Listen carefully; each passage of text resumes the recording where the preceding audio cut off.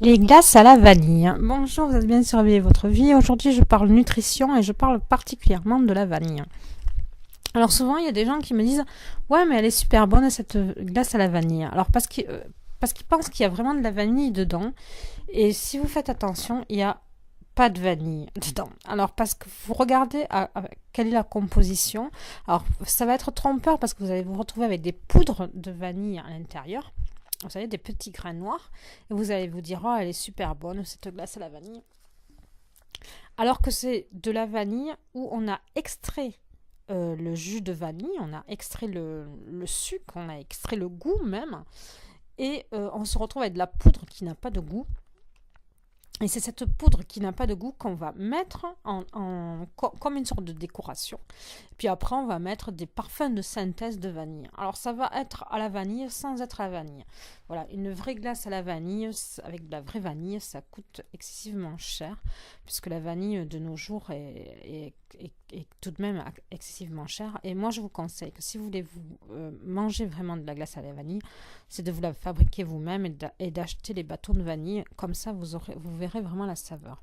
Alors, après, pour reparler des glaces, moi, de mon côté, j'ai complètement arrêté de manger des glaces. Alors que ça soit glace ou sorbet. Parce que ça n'apporte absolument rien à l'organisme. Et je vous assure que j'en ai pas... ça ne me manque pas du tout. D'une part parce que vous allez avoir juste une sensation de fraîcheur dans la bouche, mais comme je vous l'ai déjà expliqué dans le podcast qui explique à quelle température boire, quand vous prenez quelque chose de froid, le corps va vouloir réchauffer ce qui va être pris froid, et donc du coup va monter en température au lieu de se rafraîchir. Voilà, donc c'est une fausse sensation. Alors je parle vraiment du froid qu'on mange.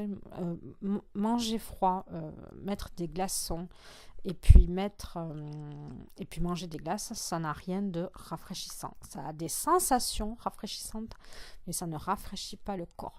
Il vaut mieux prendre une douche fraîche. Alors voilà, parce que là, après la notion extérieure, si vous passez un glaçon sur la peau, enfin, il ne faut pas le passer directement, mais avec un tissu, vous avez une autre